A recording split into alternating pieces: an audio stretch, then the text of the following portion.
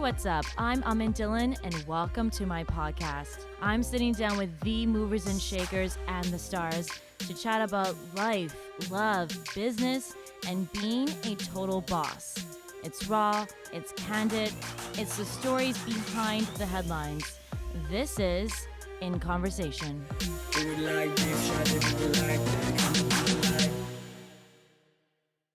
Okay, here we go. Jasmine Banu, hey! Hey. We're at my place right now, very intimate and cozy. I love it. You feel like you have gotten to know me a little bit better? I do, yeah. The photos, the intimate space, the 3 caveats you gave me in the elevator ride up. Yes. By the way, I forgot to take down my personal photos. So you just saw childhood photos of me that no one has seen. Hopefully not too embarrassing, but No, there we not go. at all. Yeah. Why I wanted you on this podcast today was we had a very nice meeting, even though we apparently were following each other on Instagram or knew each other from before. So I remember I was at Desi Fest at the artist meetup beforehand, and Yeah. then I was looking at you. I'm like, I know her. Where do I know her? And then you came up to me. I was doing the same thing. I was looking at you, and I told Jay, who I was with at the time, I was like, I know her. I know I do. But you know when you just can't place a face? Yeah. Yeah. So I didn't quite remember, but then I was like, hey, this is a networking event. I should just go introduce myself. Seems like the normal thing to do. Which I appreciated, even though at that time I literally was trying to Google you. Really? I was Oh, like, wow, I didn't was know trying that. to remember. Yeah, I was like, that's my secret, by the way. So now you know.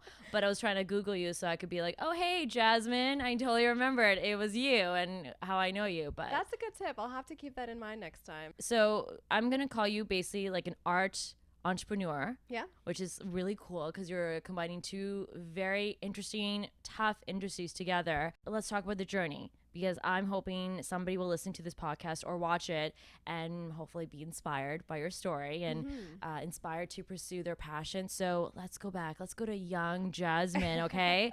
So growing up, Right. what kind of kid were you? I would say I was an introvert and I was really to myself. I loved to draw. I loved to write, all that kind of good stuff. I was fairly quiet. So growing up, my grandma actually taught me how to fabric paint, which is where all of this kind of started. Fabric paint, what is like? Paint on fabrics. That's exactly what it is. Okay, and Yeah. then do you use it like to wear a dress or something or? Like to paint a pillowcase, to paint. It's a very Ah. like Indian thing to do. Yeah, that's what I was thinking. I was like, are you making Punjabi Like suits or this something? tablecloth is hand painted. So she taught me how to do that kind of stuff. Okay. And that was when I was really young, maybe like 4 or 5. And then from there, it kind of nurtured my love of art as well. Fast forward a few years, just because henna is so cultural, I had the benefit of already having an interest in art. So when I saw henna was so prominent in the culture, it was easy to pick that up and kind of teach myself that. And then from there, that was kind of my first glimpse at how you could actually turn art into a business. So when I was about 15, 16, I started doing henna professionally. And from there, it snowballed into like painting a custom piece for somebody and then painting somebody's wall in a restaurant. And all today- this was still on the side. all of this was still on the side. Honestly, it was still on the side until 5 years into after university, into working corporate. And then one day I was like, hey, I'm going to leave corporate. And if this art thing works, then fantastic. And if it doesn't, I can always go back to corporate. So let's talk about that Sure. because I think when you're in university, you went to university, right? I did. And your degree was in marketing or in what? No, it was actually in the social sciences, which is funny. Oh. Yeah, but then while I was in university, I won a marketing, essentially a marketing incubator at the time. Okay. As well as a grant and a scholarship. So that kind of gave me the credibility in marketing, and that also taught me quite a bit. So I think I must have been like 20, and with somebody else, we had $8,000 to launch a business. Oh, amazing. That we won. Yeah. That's a lot of money actually. Oh my God, it was so much money. I don't know what to do with it. I think I went to Mexico. I think I bought a DSLR. You're like, I and need to do a business trip to Mexico. Yeah. it definitely wasn't well spent based on my age. Writing off all the expenses, all those drinks. It was for thinking. So I definitely couldn't have been an entrepreneur at that time. I just didn't have it. I didn't know enough at that time. I didn't have the discipline. I didn't have the routine. I didn't have the goals. But it was still a great way to kind of dip my feet into entrepreneurship really young, really early, and then kind of cultivate that throughout my life. And eventually it took me to becoming an entrepreneur. Yeah. You know what's interesting is I was in marketing as well. Were so I you? did corporate marketing too for a big telecom company. So I remember it was my first job at a university.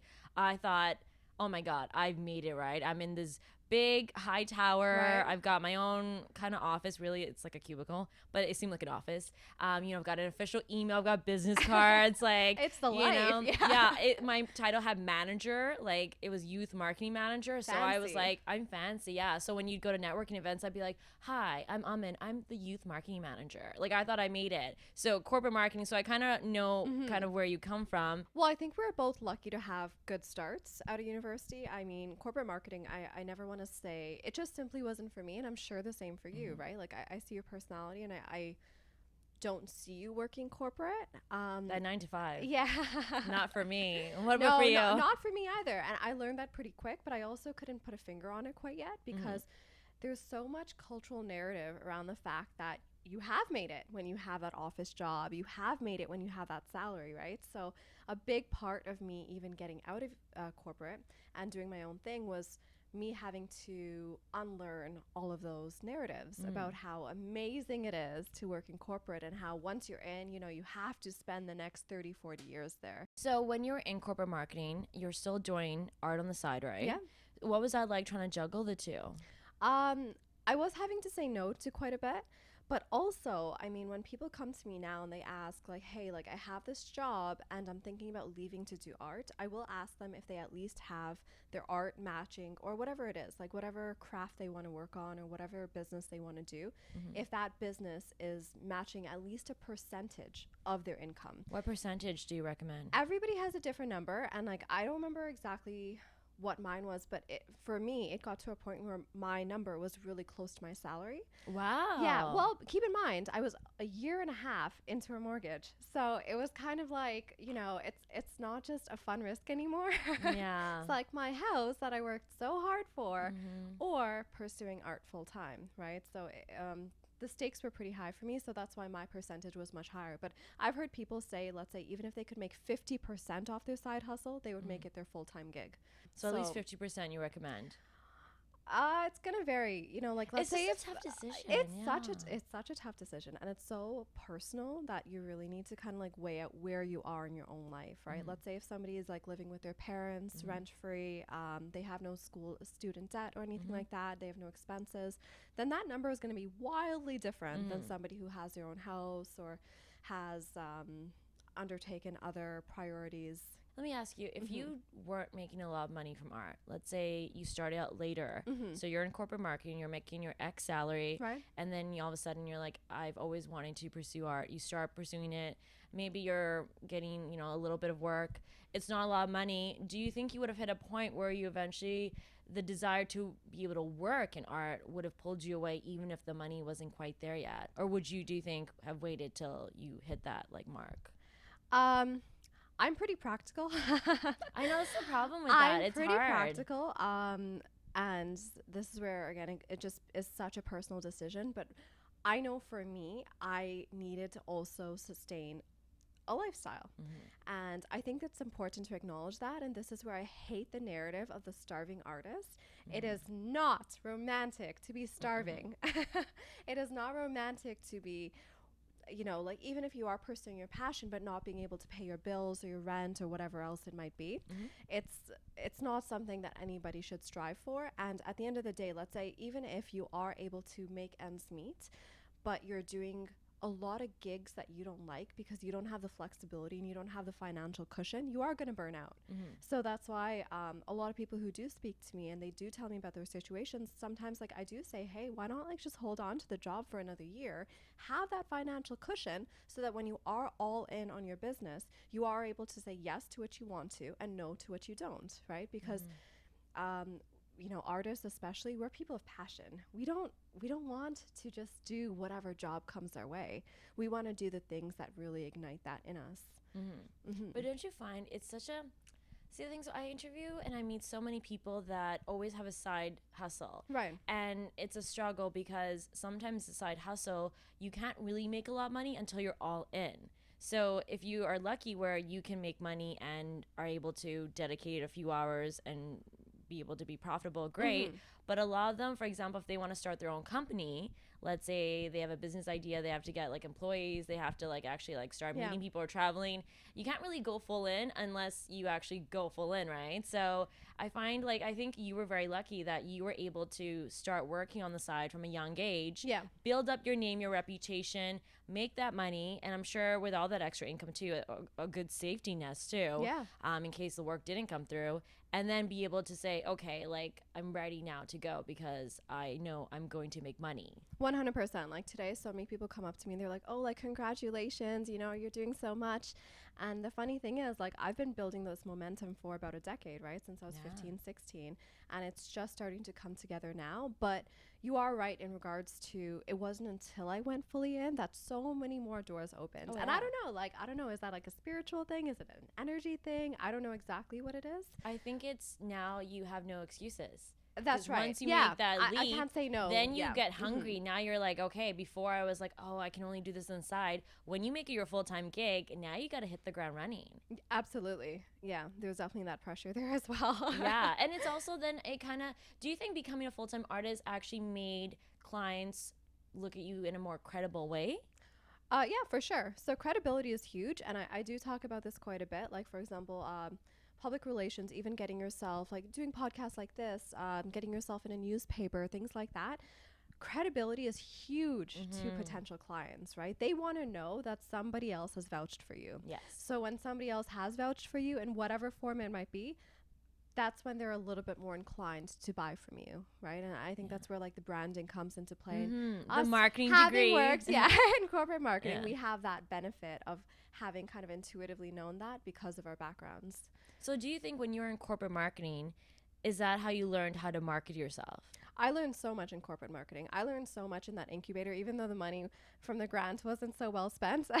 There was that. There was my work experiences as well. I also worked in advertising for a little bit. So all of these things, like they teach you so much. They even tell you, let's say, how to write a proper email, how to negotiate something, right? Okay. There are so many nuances that I think you pick up in corporate that you don't necessarily have the chance to if you just went straight from university into becoming an entrepreneur. That's interesting. I always say, like, I feel like everyone has to be kind of their own marketer, especially in the beginning. It doesn't matter what kind of line of work you are. If you don't know how to promote yourself, it's going to be really tough. Yeah. Because in today's world, I just feel like there's so much noise. So there's so many people out there that are just like you. So how do you make yourself stand out?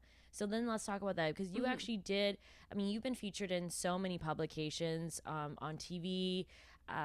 Pretty much it's amazing because it's free PR for you, right? Yeah, it's getting people not only featuring your work, but then people, you get to go to a new audience and you haven't spent a single dime. Like you haven't had to take out ads for yourself or anything. So can you talk about that? So for people that are watching or thinking, how do I get featured in a newspaper or get featured on TV? What was some of the tricks or secrets that you used?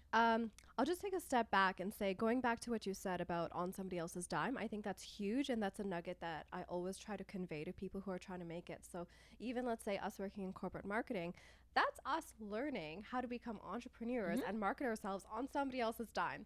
Any opportunities you ever get like that should be taken. Exactly. There's no doubt about it, right? And then also, as you move forward into doing something full time, PR and these media opportunities, they don't always, it's not a straight road from A to B, as in you're on TV and you made X amount extra that month. It's not like that all the time, but in the long term, you will see exponential growth because of those things. Agreed. And you'll also attract a different clientele, right? I noticed when I started doing the TV and the newspapers and whatnot, my clients got bigger. My clients became people like Foot Locker, people like Adidas, and they weren't any longer just private collectors. So that was kind of the benefit of that. But to answer your question about how I got there, so many different ways. I think like there always has to be something that kind of like sets off a chain reaction. So one big thing for me was doing the murals at Happy Place Toronto, because they were international and because they were so big. They had initially DM'd me actually. I love that. Yeah, yeah. What a world. Usually used to be scared of like DMs for people you didn't know. Now it's like it could be your next big opportunity. I know, and it's still like hard for me to get over because I feel like we're in the generation where, yeah, you saw like the sketchy DMs that you never opened, Yeah. and now it's like you probably should reply to them because a lot of them are business opportunities, and some business transactions happen entirely in the DMs, which I still think is unreal. I feel like this is a song that's coming out entirely in the DMs. Yeah. This went down. I mean, it's very similar to another song. So. I feel like Drake is gonna put out like a secret album now, or Beyonce, and that's gonna be, and you're gonna be like, that's what I just said. We'll have to take credit with this. We'll have to date stamp this recording and put it out there later. But that's the beauty of like the world today is I always feel like we are a generation that was made to be entrepreneurs because never before have we had so many free resources at our fingertips. Social media, I'm like, if you're not on social media and you're not promoting yourself, you're at a loss for yourself because it's free, everyone's on it, and you have full control over it. So there's no excuses. You don't have to go buy a big TV ad or, you know, in the newspaper or, you know, beg an editor to put you on. You are in full control. So you can bring those eyes onto your work or onto what you are. I think the most important thing with that, though, is there are pros and cons. Some people, you might not be able to establish a social media following, and a lot of that usually from my own observation has come because the person doesn't have a strong narrative around their business. So I think the first thing that anybody should do who does want to eventually create traction through social media is put together a compelling brand story, right? And then just kind of have that follow through. Like I always make it a point to post my art in threes so that people can kind of see like that's how it started, that's the making of it, maybe a time-lapse video or something like that, and that's the end, right? So that's your storytelling. Yeah, and then I also let's say every 5 or 6 lines on my Instagram I will put something up to do with PR. So whether it's an article written about me or a blog that I wrote or somebody interviewing me, something like that. So just to have that applied pressure and let people know that you are out there, you are doing things actively, and people are vouching for you. So yeah, that credibility goes a long way. So let's get back to the brand storytelling. So I've noticed this about not so much brands, but more people that are trying to open up and talk about their personal struggles or just seem more human. And I always wonder, because sometimes somebody wants to be an entrepreneur, someone wants to pursue their own passion, but maybe they're just like, how much do you learn to share? Yeah. You know, how do you find that balance? That's a really good question, and it's definitely a personal struggle. And I think you have to be really authentic to yourself. I'm not super comfortable, nor do I think it would come off as authentic as if I were sharing every aspect of my life. So I definitely keep my business separate from my art. And even like, for example, we were just talking, like I have 2 family weddings this weekend, but I likely won't be posting any of that in my stories just because my entire clientele, my entire demographic for my social media, what should be top of mind for them isn't like what my cousin looks like or what I look like or how I look in Indian clothes. It should be entirely about like my product or my brand, right? So I will sometimes share other things, but as long as it's aligned with the core messaging, which is I'm an artist, I'm an entrepreneur, and this is the product that I sell. So then how did you get all that coverage? So you were saying Happy Place, you were able to kind of ride that wave, which was fantastic. But then because I'm on the other end, right? I get people that will like message me randomly and be like, oh, you know, I've got a book or I've got, you know, a movie, it's independent. Would you be interested? And like, unfortunately, it all depends on how they pitch me, right? Like sometimes I'll take, if I have time to take a quick look. And then sometimes I don't really understand how it's going to fit in with my audience or how I'm going to even conduct an interview. So let's go then from your point of view. So when you're pitching someone, I'm assuming you're pitching, how do you do it so that they right away understand this is going to be a fit for my audience? Yes, we should feature her. I think it's about being really clear as to why you're approaching the person that you're approaching. And I think, you know, I can empathize with your side of things that you probably get so many emails and so many people looking for that coverage from you because you're providing such a huge value add for them, or potentially you are. So what I found has worked for me is to definitely ride the wave. There are ways to capitalize on things. So for example, like when the Happy Place thing happened, that was a little bit of serendipity as well. They found me through Instagram, messaged me, contracted me to do one mural, and then eventually that turned into I think 7 or 8. So Amazing. when I wrapped that up, they were like, "Hey, do you want to be on TV in like 2 days?" I was like, "Sure," not really knowing I'd be on CP24. Yeah. So then after that happened, I was chatting with one of my friends actually, and he was like, "Oh, like, you know, like things are going so good for you." And he said something to allude to the fact that, like, you know, it's like a now thing, right? And like, I appreciated what he said. And then it really made me realize, like, I don't want this to be a now thing. I want this to be a new level of my business. I want this to be the start of so much PR.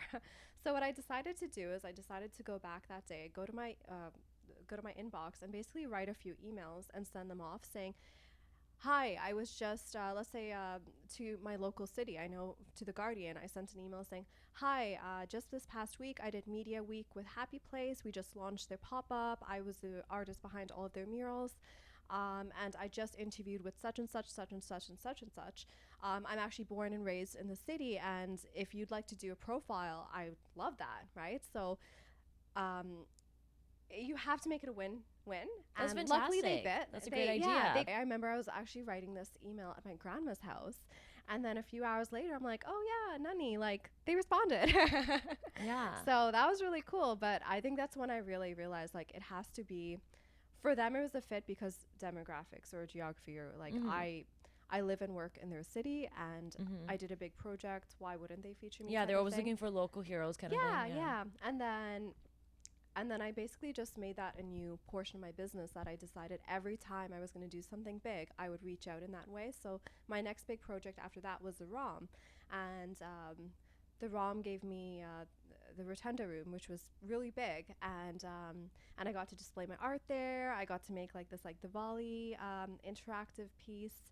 And it was the first time a Rangoli had ever been brought to the ROM. So it was really cool. So I decided to reach out to like all of these South Asian newspapers and say, "Hi, my name's Jasmine. I'm an artist. I just created the first ever Rangoli for the ROM, and it was featured there on such and such date. Would love to have some coverage."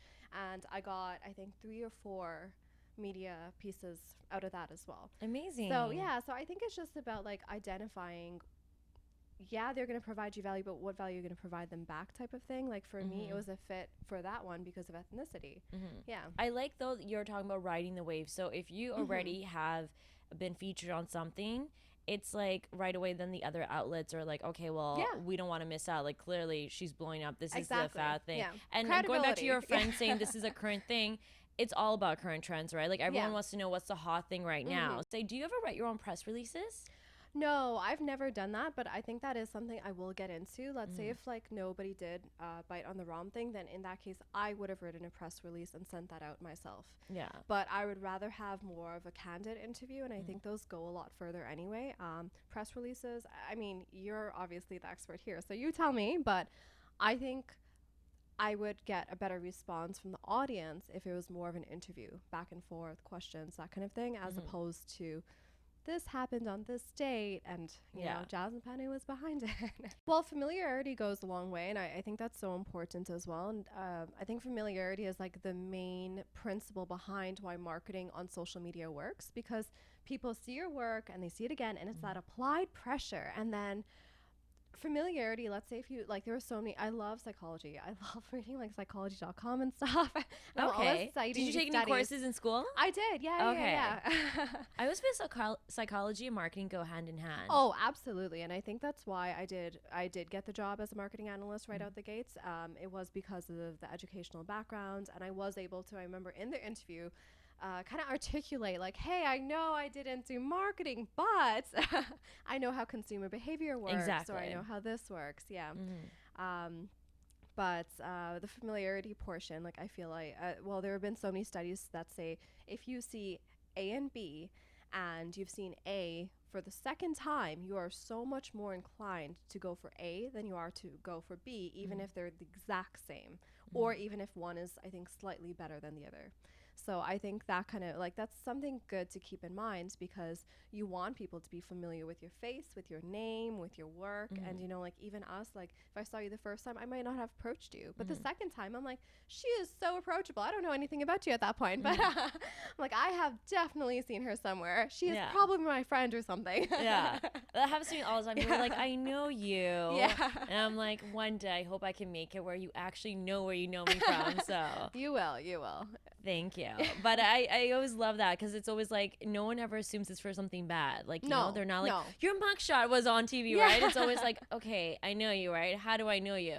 So with Desi Fest, I actually originally, I think I might have been like 16, and I had for some reason already connected with Sats, who's the organizer. Who's amazing. He's awesome. Satish. And I don't remember how this came about, but I think I went up to him or something like that. Like I was a very like ballsy 16-year-old for some reason. I was like, hey, like I do henna, like I can send you my work, like could I do henna here or something like that? So he got me in touch with Omni, and I had done henna at their booth, which ended up being kind of the start of a relationship for me, which was really cool. I don't even know if he remembers that, by the way. So yeah, I think it's just kind of been like we've been seeing each other's work. I like his posts, he likes mine. And then one day he just messaged me at the beginning of this year just saying like, hey, like I might have some work for you, like let me know. And then I'm really meticulous about like whenever I have an inquiry, I write it down, especially if it's something I'm interested in. Like I will follow like, you know, come back to it at a later time. That's so I was going through my journal, and I was just looking at the things that had already came to fruition and like those that hadn't. So I saw this one note like, oh, because I remember like being like, oh yeah, I'd love to do something with him, you know. And I had already gotten into a lot of public art pieces, so I was like, this is so up my alley.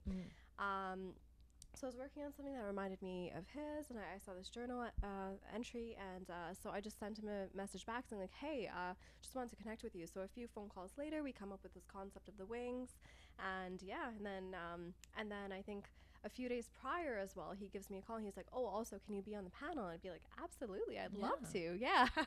I will never say no to anything. Like, even if I feel like I'm not quite there, I'd rather work my butt off and prepare for it and get there than to say no. You know, oftentimes, especially women, I'm going to put this out there, I feel like we are programmed to want to do things when we're ready. Yeah. Right. And I say this because I have interviewed many people, and oftentimes they will have applied for something or would have maybe gone to a position where they're like, oh, I had no clue. I just kind of learned. Meanwhile, I know other women will second guess until we're like, no, I want to wait till next year because I want to like be sure I'm ready for the job. And you may never feel like you're ready, right? Like, do you actually ever feel like, yes, I'm ready for this? I mean, a few moments, but they're very sparse and far in between. So I wouldn't say it's the usual thing to feel. I think for the most part, like I am one of those people who will say yes to something, and then it's like kind of like having the audacity to just say yes. And then after that, though, you do have to put in the work behind the scenes. Yeah. It's not just saying yes to something that you're not going to prepare for and it's going to go poorly, because that is like the number one way that you would completely tarnish your brand and your image. But it's about doing the work and being confident that you will do the work and you will get there. But going back to like studies, there was a study done on like women and men and how they apply for jobs. So men applied, I think it was something like when they had like 60% of the credentials that were asked for. And then women waited until like they had like 80 or 90%. Yeah. So that discrepancy is huge, right? Like, and I never want to be on the side of the people who are losing out just because they're not betting on themselves. You know, when you're an entrepreneur, you got to sell yourself. So if you're like, oh, I don't know how to public speak, or I don't know how to do media interviews, if you don't start doing it, you're actually not going to learn. Like, I don't get how people think they just will learn that in their home or talking to the mirror. You need to actually get out there. So yeah, you might be nervous the first little while, but eventually it's going to become like so normal for you that you won't even like remember a time when you didn't feel ready. Yeah, I totally agree. And like public speaking is one of those things that I had to say yes to before I felt like I was ready. It was one of those things I was really nervous about. Like I was like, am I going to misspeak? Am I going to forget my words? You know, like what is going to happen? You know, am I going to feel so intimidated? Am I going to get nervous? Is my voice going to shake? But like you said, like you have to say yes, and then you have to follow through.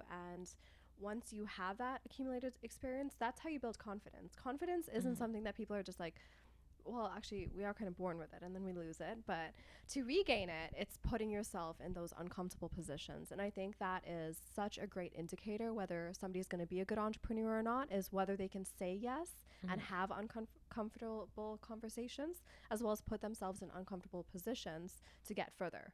Do you find that you are critical of yourself? Oh, yeah, for sure. I like, and definitely there are times when I've had imposter syndrome. So you go into these gallery shows, for example, like, and like also I don't have a background in arts education. So my first few gallery shows were like, oh shit, I was supposed to bring my own lighting. Oh shoot, like I was supposed to bring my own easels, or like, oh, is that how you display art? Like, you know, am I not supposed to give postcards instead of business cards, or vice versa? Like, should I wear a branded t-shirt? There were so many what ifs, and there's been a huge learning curve because so much of what I know as an artist has been Googled. Whereas I talked to some of my art school friends and they're like, oh yeah, you didn't know this? I'm like, oh my gosh, it took me 6 months to learn that, like 6 months. So I sometimes feel that disadvantage, but at the same time, when I think about it objectively, I think to myself, like, you know what, but I have so many other competencies that I've built because I took a different path, right? Like, I don't feel like I could have been successful as an artist if I hadn't had that work experience, as well as that educational background that does help me speak in the way that I do and does help me market myself in the way that I do, because you can be super passionate about something, but it could go nowhere. And that's just, it's just the reality of, you know, the market that we live in right now. And it all comes down to who you are and what you bring to the table that is also much bigger than the talent itself. The thing about when you're an entrepreneur is you have no one else to blame. Like, everyone knows this is your baby. This is everything that you could do. You're doing it. Yeah. So I find that entrepreneurs, there's always that struggle, that voice in their head that goes like, you're not good enough, or this isn't the best you could do. Like, you always think of ways you could have made it better. Do you struggle with that? Yes. When I quit corporate, I didn't tell anybody for 3 months that I was going to do art. What did they think you were doing for 3 months? Oh, they thought I was going to my job. Oh, wow. Okay. Yeah. Because how's today? It was tough. It was busy, you know?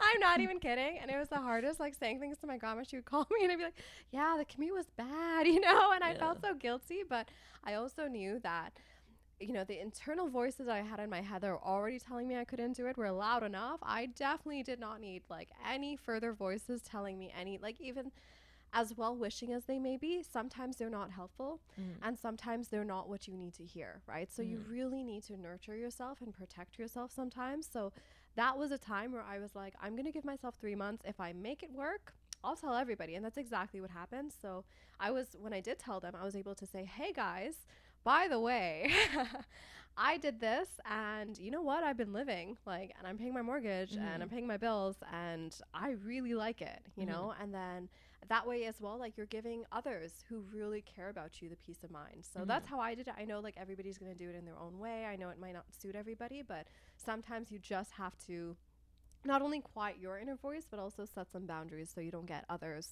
voices in your head too. So to recap, when you were making that decision to leave your 9 to 5, you were basically looking at, okay, do I have enough money coming in right now that if we assume everything stays the same, I would be able to survive? Yep. But then also, I'm not going to tell anyone that I'm leaving, so I don't have that pressure. I mean, you make it sound pretty bad, but well, no, that is I'm just exactly wondering, like, what I if somebody did. else is in your shoes and is ready to make that leap, but still is kind of like, am I ready or not? I just wanted to recap, what were the factors that made you go, okay, this is my game plan. Money, check. Yep. No one really knows, so I've got 3 months to myself to just figure it out and ready to get out there. And that takes the pressure off of things as well, because sometimes when you know everybody's looking, like you said, like, people know it's your baby, right? Like, and it's like it becomes almost like an identity thing. Like, if I don't make it, I'm going to feel bad as a person. So I was able to kind of strip away that identity factor by saying, not many people know I'm doing this. So if I don't make it, I just go back to corporate. I just get another office job. Like, you know, I'll say like, oh yeah, I was hiking in Peru or something like that. I was finding myself. Yeah. I was finding myself in India. Yeah, at an ashram. It was a very spiritual journey. I feel so refreshed. Yeah, that's actually a great story. So there you go. So if anyone's giving themselves 3 months, I think you could spend 3 months in an ashram. So if you I go think back, so. Yeah. you Or could like, always make hey, up like that. I'm doing a volunteer trip, or but then obviously like for the karma's sake, do something good as well. Don't just say. Okay. Yeah. You're like, I will go visit an ashram one day. Yeah. Yeah. Would you ever consider doing something like that, like a retreat or some wellness? I love spirituality, and I've kind Yeah. of grown to appreciate it more. So part of my daily routine, which is another huge thing that I credit to my success, Touch Black, in terms of Yeah. being an entrepreneur, Yeah. is my morning routine. So I Oh, wake tell us about up. it. Yeah, I wake up. I have my tea. Now that it's summer, I have my tea in my backyard on the patio set. Wait, so what time are you waking up? Oh, it varies. It varies. Let me tell you something. Yeah. I worked really hard through university, and I also worked really hard in corporate, and a lot of that came with really early start times. Mhm. And one thing that was always on my mind was there has to be another lifestyle outside of this. Like there Okay. has to be a lifestyle where you can sleep 8 to 9 hours, wake up Mhm. with nature's call or whatever it might be, and then have your tea and journal and meditate and then start your day.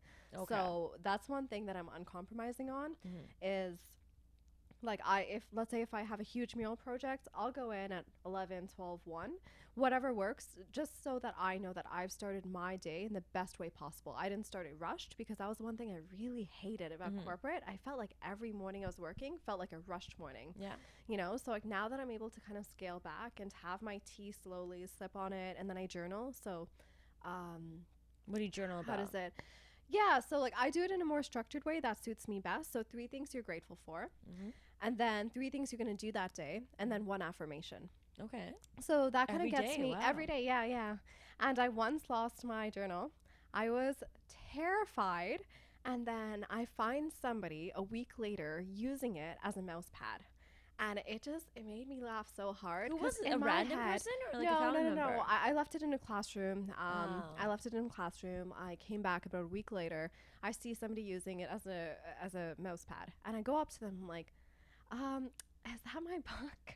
And they're like, oh, we don't know. Like, it's just been here. I open it up. Thank God it's my journal. I'm like, you would have had such an intimate understanding of who I am you as a need to person. get something Yeah, locked. You I need one of those know. like diaries with the But lock like the on fact it. that this person was using it as a mouse pad was hilarious, because it just showed how insignificant they thought it was. I think you're But like, this is my meanwhile- deepest, yeah, darkest exactly. like feelings. Could and you know you're me any just- better? Yeah.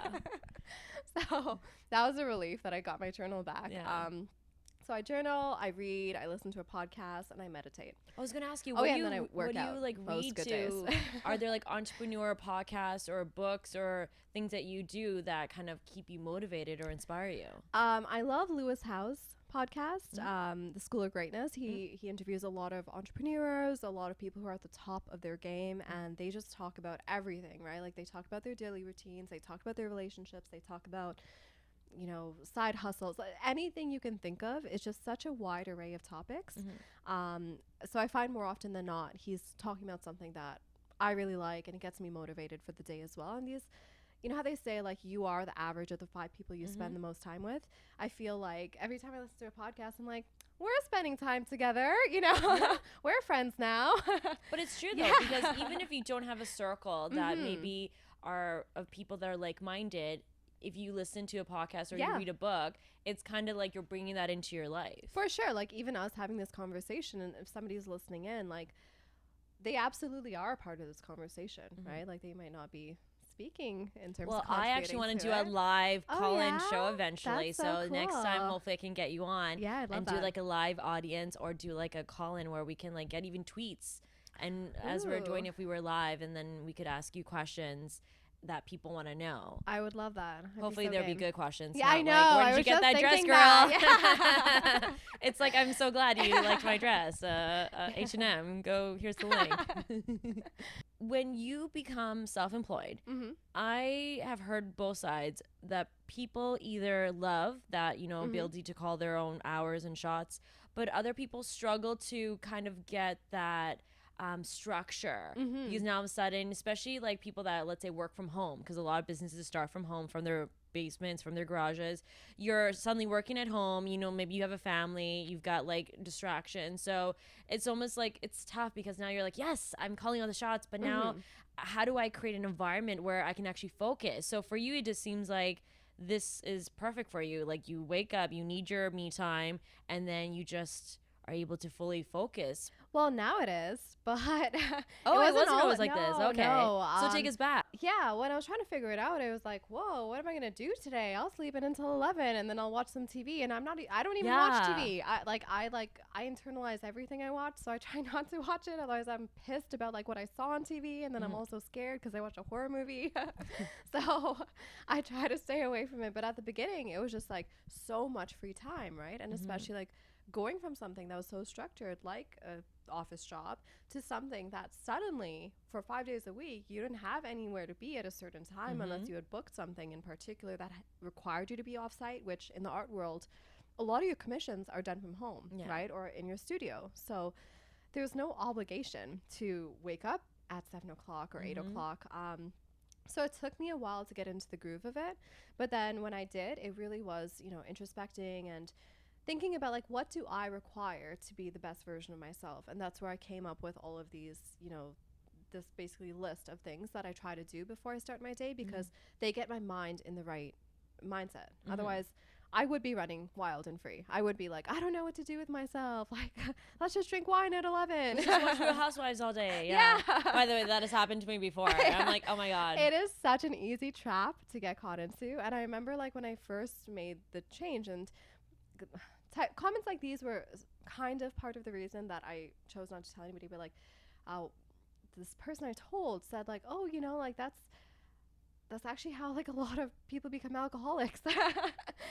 Yeah, by like working from home or by not working in something structured. And then I was like, oh, good to know. Thanks. Thank you. As you put down the glass of rosé. I mean, it's all about balance. So some days, yes. Yes, exactly. And I think that's where really strong boundaries come into play as well. So you can't just say like, oh, I'm going to give myself 3 years to make this work. You have to say, I need to make it work by X date, or I'm going to do I like that. something else. I like deadlines for yourself. Yeah, you have to hold yourself accountable. And I feel like deadlines is a fantastic way of doing that. It just makes sure that it's top of mind for you and it's urgent. Otherwise, yeah, like rosé is tempting, TV is tempting, movies are tempting, going out with your girls at like lunchtime is tempting. Yeah. Can we then talk about sacrifices? So being an entrepreneur, do you find that perhaps in the earlier days especially, was it tough for you to totally devote yourself to making this into a full-time thing? I think I wanted it really bad at that point. I was truly like, I couldn't fathom working in a structured, typical kind of corporate atmosphere for the next for the rest few of your decades. life. Yeah. I'm sorry to paint that picture, but I'm like, you're young, so it's a good 40, 50 years ahead of you here. So I just couldn't fathom it anymore, and it was to the point where I was like, I need to make this work. So the urgency was there on my end. I had recently switched over positions from the marketing analyst into something in advertising, and I had switched corporations, and I wasn't such a fan of how the atmosphere was. There were lots of pros, but I think the cons outweighed it for me. It wasn't the type of environment I wanted to be in. It was still like, you know how you said like everybody always tells you like, fantastic, like this is the holy grail of life, you have the office job, like this is such a good job. Like people on the outside were really like praising me and like really happy for me, and I was really happy for myself because I really wanted that job for a long time as well. But then when I got it, I realized like, you know, is this a limbo I'm going to live in? Like, it's going to be job after job after job. Like, and for some reason, I wasn't satisfied. Yeah. Right. So it was kind of like I was already at my ends with that position. And I thought, you know what, instead of doing more of the same in maybe a different role or maybe a different company, like, why don't I try to change my focus? I already have this side gig. It's already lucrative. I've already built momentum. Let me try to do this full time. Yeah. That's amazing. Can we talk about money? Sure. Money. How do you basically make money? Like, do you have set prices that you go here, or do you get different sources of revenue coming in from different things, so different budgets? Like, how do you make your money? I have different sources of revenue, but it's going to be different for every artist and the way you choose to structure your business. So the way I chose to do it was, I also knew I love variety. I love it. Like, I don't want any two of my days to be the same. And I also like just the natural path of my career as an artist was so different. Like I like taught art at the Living Arts Center for a little bit. I sold shoes internationally on Etsy. I like did henna for weddings, and then I did like, you know, Gismith and Sahag, and then eventually like, I was like doing destination weddings, which was so exciting when I was in university, by the way. Yeah. Yeah, free I was like, trip. I'm getting paid for this. I'm going to Mexico again. So just naturally, I had like my henna, and then I also started working with a different product called Jaguar, and then I got affiliated with a company called Inkbox that's here in Toronto that's doing big things. And then I still continued to paint the shoes on the side, and I was doing like commission art pieces, but I also had 2 separate collections that I was working on that were touring in galleries, and then I was also painting murals. So like this That's a lot of different compilation, things. yeah, no, but the compilation of things is what has made me successful as an artist. I don't think if I put all my eggs into one basket, let's say if like tomorrow I was like, oh, I'm just going to create art collections, which is essentially like you paint it in your studio and then you send it out to galleries or you sell it online, like however you choose to sell it, but you already have a pre-made product and then you sell it, you price it yourself and you sell it, right? I don't think just what that as the only portion of my business would have worked. I needed all of these other portions to sustain me. Now that might change in the future. Like I feel like murals are the biggest chunk of my business. They make me the most profit, make me the largest portion of what I'm making every year. And they're also my favorite for more reasons than just the money, but Yeah, that's nice too. Yeah. Yeah. So who knows, like maybe like next year that'll become so big that it'll be the only thing I can focus on. But up until then, I truly do appreciate the variety, and like it keeps me from being stagnant, and it also keeps me from having such a stringent routine that I'm not excited anymore. So it's good for me now. Yeah. What advice would you have for people though on how to price yourself? So pricing yourself as an artist, no doubt, is probably the most complicated thing that I had to do. And remember I was telling you, like, I speak to my art friends who are like, oh yeah, just do it this way. I'm like, oh God, like could have told me that months ago. Yeah, thanks. Yeah. The way I found that works best is like you need to charge based on how long it takes you to complete it, right? But you also need to compound things that aren't as tangible, such as experience and like market value and what other artists that create similar artwork to you are selling their products at. So those are all factors, but I think the biggest thing is time. So how long something takes you to create, right? So a mural, for example, the way I price it, and this took me an embarrassingly long time to figure out as well, is I price by square foot. Okay. Yeah. So I price by square foot, and that square foot price includes things such as my experience, how quick I know I'll be able to paint every single square foot, and the other factor I put into it is intricacy. So how detailed will the design be, right? So all those things together, they will essentially package however much I'm going to charge you. That's a lot of factors though. It is, and it's one of those things that you kind of have to play with until you feel comfortable, because the biggest thing I found about artists are they do often underprice themselves. Yeah. So I mean, because you just never want to seem like you're pricing yourself out of the market.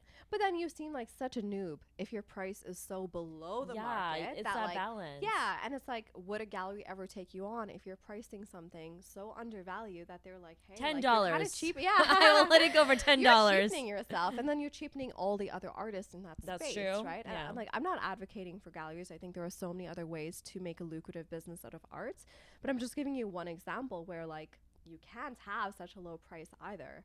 So I think the best, like for a beginner, the best way to gauge how much you should be charging is by looking at other esteemed artists who have already made it, who make similar artwork to yours. So do you find people, do they try to go like, oh, like you shouldn't be charging that, like here is my offer back? Like, do you deal with that in your world? You would, but I've tried to have at least strong boundaries around that, and I feel like that speaks volumes about the type of client the person's going to eventually be as well. So if I do feel a lot of resistance on the pricing end of things, then to me the person doesn't see the value in the product itself, right? And I often think about like entrepreneurship as you are a business. You're just as valid as any other business. You just happen to be one person running the entire show, which hey, is sometimes more impressive than like a huge business that has a marketing team of 500 and, you know, a sales team of 300. So it's like you got to give yourself credit, and it comes down to self-awareness a lot of times, right? And when I do think of how powerful it is to be running your own company, I do create parallels between working in corporate and doing my own thing. Like, for example, when I worked in corporate, these are billion-dollar companies that we're talking about, and they're still mystery shopping to see how much they should charge for their own products. So, Okay. I didn't know they did that. Look at yeah. all this insight into corporate marketing. Okay. Well, the two corporations that I have on top of my mind that I worked for, they definitely did a bit of mystery shopping. So I think that's important to know. And it's important to realize, like, as big as they might be, they're still dealing with the same stuff that we as independent entrepreneurs deal with. Networking is very important in terms of getting connections, getting work. So how did you kind of learn to network?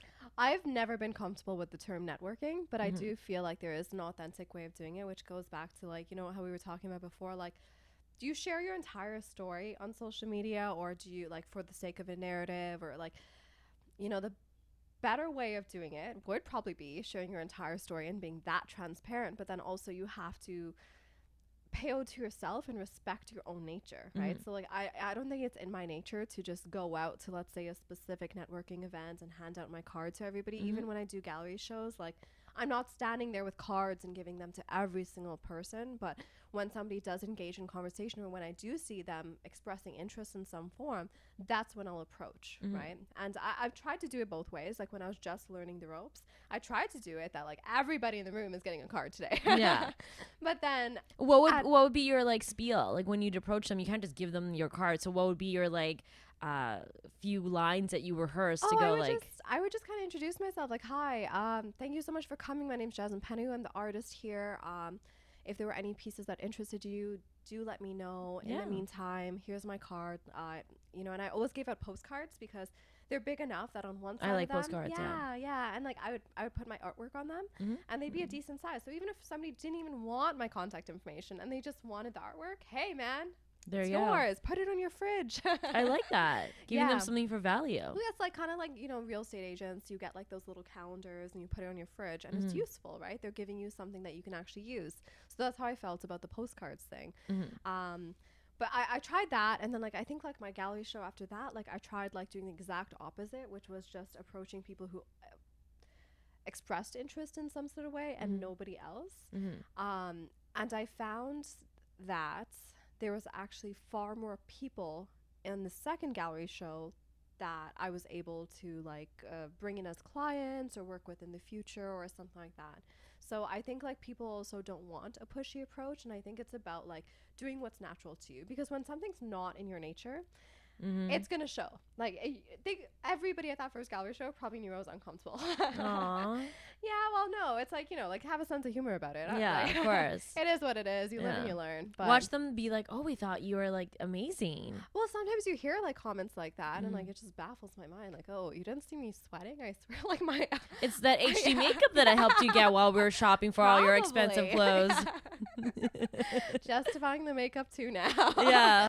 What do you think were the biggest sort of mistakes or lessons you learned, especially in your early years starting off? Good question. Tell us about that. Probably money-wise, it wasn't, like, for the first 3 months, and I think it's because I was like, oh, 3 months, urgent, right? So, like, for the first 3 months, I wrote down everything. I wrote down the inquiries I got, the dates that I got them, who inquired, how much I quoted them, what actually turned into a sale. So that was incredible. But then after the 3 months, when I realized, like, it was working, like, I was gonna do this for at least a little longer if I could afford it. So when I realized, like, I'd passed my 3-month mark and I was gonna continue, I was a little bit more lax in that regard, and that was a mistake, because then I had to play catch up, right? And it was such a great habit to put into place that when I lost it, like, I really felt it in a lot of ways. And I also felt like writing down every single inquiry gave me this feeling of accomplishment, right? Like, not everything is going to translate into a sale, but if you can see, like, how many people want how many things from you, like, it's so incredible to, like. And it's also great, like, in the future when you want to scale your business, you see, like, oh, this is my most in-demand thing, especially because I do so many different things. That was a huge loss. So then this year, I've just now gotten back into the habit of doing that. There were things that I've really struggled to find and to do, but eventually I was able to find the information. Like one big thing is we were talking about like how I also won a grant earlier this year, and with that money I launched my own podcast, which is the Artist Show podcast, just kind of like to pay back the information that I've learned, because it's been so much, and like I've been so lucky to have had so many people offer me information too. But yeah, like that was one of the hardest things I've done to date, and it was still information that was out there. Yeah. Right? Like it was hard to find, but like it was out there. And I think there is beauty in kind of like not knowing exactly what an industry is like until you're fully in it. Yeah. Because I feel like sometimes when you know what an industry is like, you have those limitations in your mind. So I sometimes, like when I speak to people, like they'll one compliment I sometimes get is like, oh, like you speak well, right? Like as if like they didn't expect, like as if I spend all my hours in silence. Just drawing. That's which funny. is in real life, but Yeah. like I didn't know how other artists work, so I was able to make my own way of working. So sometimes I do think back and say like, was it a mistake? Because I actually got into art school, and then Oh, you did? yeah, I got into art school, and then a few weeks earlier to starting school, so this must have been August, I actually changed my degree altogether. Okay. Yeah, so I sometimes think back to that moment and I think like, should I have been more gutsy? Like, why didn't I do it? Was it because I didn't feel brave enough to actually go forth and become an artist? Did I think like I couldn't make it? Did I think, was I scared of being taught how to make art? I don't know, but ultimately I think in hindsight, I'm glad. I'm glad that I did the path that I did, because I've had the benefit of having such a unique path to everything, and I think things have truly like unfolded exactly as like better than I could have planned for consciously. I like that. Yeah, thank you. And I hope other entrepreneurs feel that way too, that life is going to throw things at you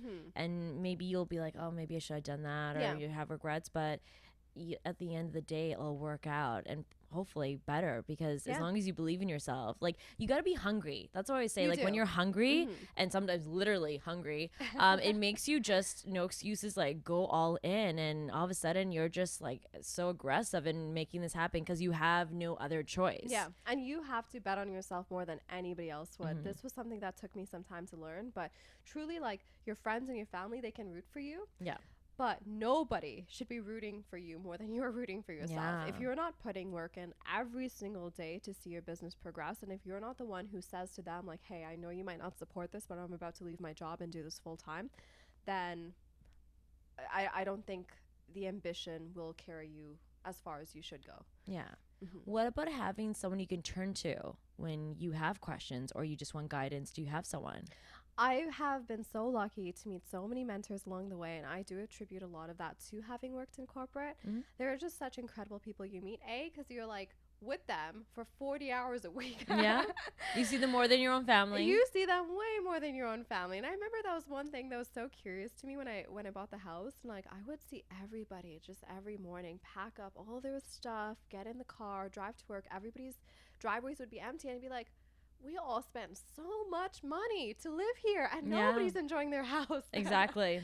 But yeah, that was a side note. That was one of my main motivators, I think, for the lifestyle aspect of becoming an entrepreneur. I really promised myself, like, I will make the most of everything that I choose to have, and I will be deliberate about it. I don't want a house if it's going to be empty the majority of the time. And I don't want to be in a career if I'm not able to, come home and make a good meal for myself and work out and have energy for other things. But yeah, like the benefit was I met so many incredible people, and like along the way I remember like one of the few people that I actually spoke to it about before I made the decision to go into the arts or quit corporate was I sat down with a previous director and a previous senior manager from one of my previous companies, and I told them what it was, and one I chose because she is such an optimist, and the other I chose because I thought he would counter argue me. Okay. But when I did explain it to him, he was like, yeah, 100% you need to go for this. And I was like, whoa, Wow. I was like expecting like Yeah. we could go back and forth. You could test how like firm my belief is in this. I could know then, like, am I really serious about this? Because sometimes you do need somebody to bounce ideas off of. But I've definitely been lucky to have a few mentors in my career.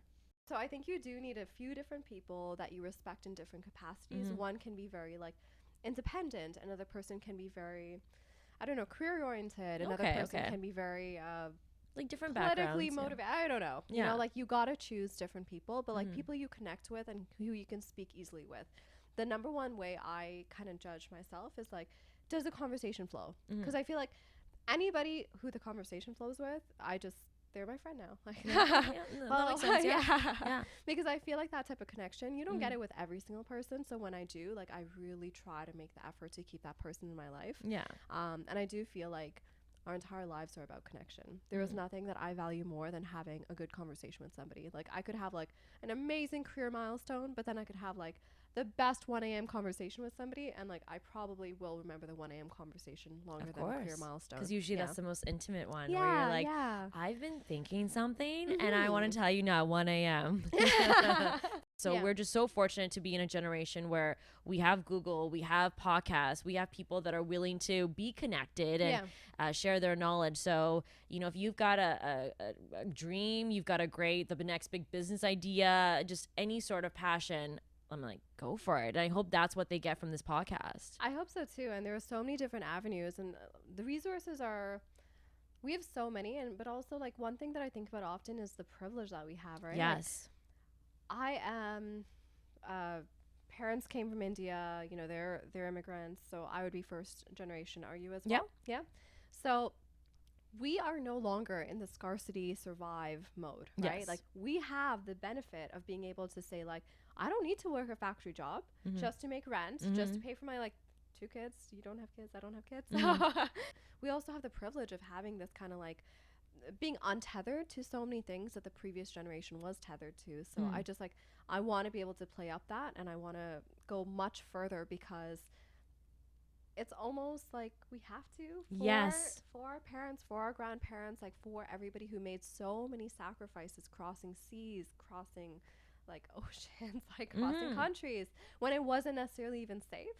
So we're standing, like, you know how they say, like, if I've ever seen further, it's because I'm standing on the shoulders of giants. That is something that comes to mind all the time for me, right? So it's like, it's almost like, let's utilize that, and let's go so much further, and let's not even, like, you know, even when we do sometimes hear, like, don't go into the arts because still South Asian cultural programming sometimes, like, let's also have the courage to say, like, no, mom or dad or uncle or aunt, like, thank you, but also it's a different world now, and I appreciate your contribution to like helping it get here, but like now I know that there's enough abundance that I can be an artist, or I can be this thing that I really want to. Did you find that you did have some aunts or uncles or people in the community that were like, what are you doing? We're Indians. We don't do this, right? We have our stable, solid jobs. Did you have that? Oh yeah, for sure. Yeah. And how did you deal with that? I think it's nice. Okay, because that can be discouraging. Oh yeah, which is you know, the as much as you're confident in yourself, you know, when you have somebody like a family member being like, are you sure this is the right thing? It wasn't so blatant. It was like how you just said, like, are you sure this isn't the right thing? Or like questions that would insinuate that it wasn't the best choice. Yeah. You know, those types of things. But I think like at that time you just need to be graceful, and you need to be confident in yourself. And frankly, like, you need to have already made that decision. Telling them should just be kind of like a formality. Okay, you know, that's why you waited the 3 months. Unless it's somebody you can actually consult in, which is where your mentors come into play. Those mentors can be your family members. They don't just have to be friends, right? So you just need to choose correctly. Like, who would you want to seek advice from? But what about your parents? Because they found out 3 months after, so I'm guessing they were on board, or the closest people to me and my family found out 3 months after, and because I was able to say it in a way that, hey, I am. You started by saying, bills. I'm not on the street. I'm not homeless. I am paying my bills. I have brushed my hair today. I did eat. I am able to have access to food. Yes. So that gave them a little bit of a surety, and they were on board, because I think at the end of the day, they are well-intentioned and they just want to know you're okay. Yeah. And my grandparents have always maintained, like, as long as you guys are happy. So that's something, again, like, it's a privilege. It's a privilege that I enjoy, and I'm so thankful for it, because I didn't have to go through somebody saying to me, like, don't ever do it. But my grandpa did say, when I was in high school, he did say, you have to get a degree. Like, and if you want to do art after that, go for it. But you have to get a I degree. agree with that. So, like, it's Have kinda something like, to fall back on. yeah, it's compromise, right? It's give and take. Like, you listen to them, they listen to you. There's mutual respect, that kind of thing. So thank you so much for coming on. I really enjoyed chatting with you. So did I. It was such a great time. Thank you. And of course, everyone, please check out Jasmine online and follow her and see where she's going to be doing her next show. And if you have any questions, slide into those DMs, right? Of course. Thanks again for chatting with us. It's been a pleasure. Thank you. Hey guys, I hope you liked the video. Please like and comment and subscribe for more videos like this.